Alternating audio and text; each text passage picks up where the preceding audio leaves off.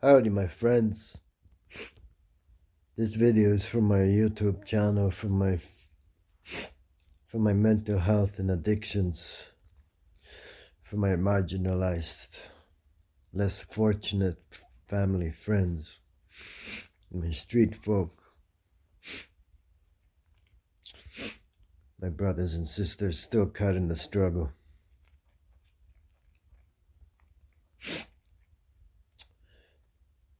I want to dedicate this video to Scott, a.k.a. Trigger. Now, when I met Trigger, he was going by Jesus. He had longer hair then and bigger facial hair, and he used to wear this big cross, big boots. We're both up to no good. Met in the parking lot on the side of the library in Courtney. He helped me out. We became friends.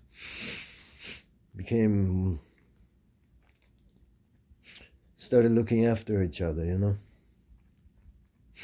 Then when I cleaned up my act and became active in many outreach groups, community action teams, and different kinds of projects related to our toxic drug overdose crisis. And once we were holding this event called Walk With Me at the art gallery, Comox Valley Art Gallery in Courtney. And we had, that was part of a bigger project in BC called the Cultural Mapping of the Opioid Crisis in British Columbia. So we held a project there for 2 months in the fall and winter, some years back now, and Trigger was always there. Every Wednesday and Saturday for 2 months we held events, meetings, raising awareness in many incredible ways. And most wonderful was sitting around a fire together in front of the gallery. Propane fire, but nevertheless, with a lot of our indigenous brothers and sisters, and the Comas First Nations Health Authority, Indigenous Women Sharing Society, Unbroken Chain, and many others, many wonderful mama bears.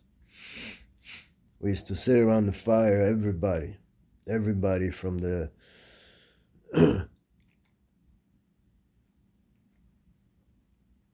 from the drug squad committee to the nurses, doctors, counselors, street people, addicts, family members of people who had lost their lives to fentanyl, and the new phenomenon now is called not an opiate drug overdose, it is the toxic drug overdose. Is now the #1 cause of death in British Columbia in the ages between 19 and 39. Toxic drug overdose. We lost our friend. One of many greats in our town, actually.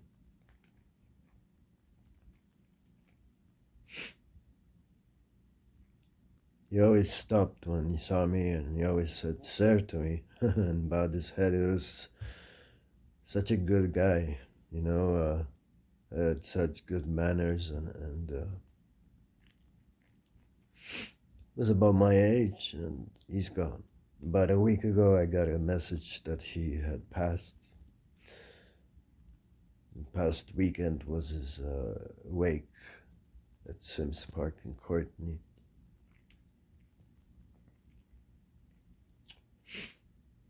Every time he drove away on his bike after I made sure he's all right and we touched base, I would say, "Hey man, keep that chin up. and take good care of yourself. I want to see you next time. And he'd always put a smile on his face and say, I'm trying. God knows I'm trying.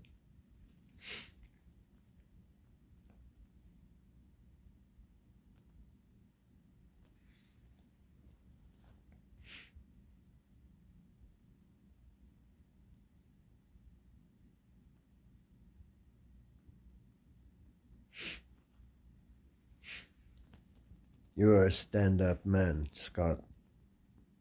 Everyone should know that.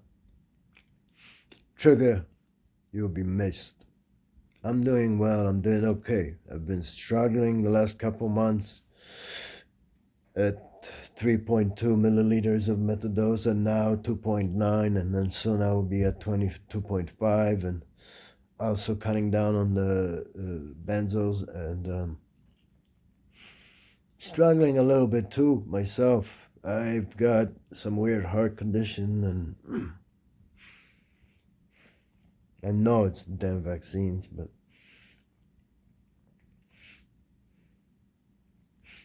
I'm gonna keep on going for you, Trigger. I'm gonna keep on being a model of recovery. Only 3% of opiate addicts make it out alive and end their life with that disease.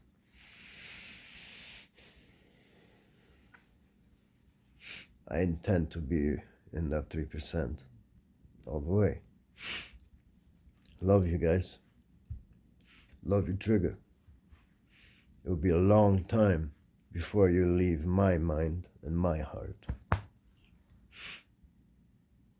See you on the other side, buddy.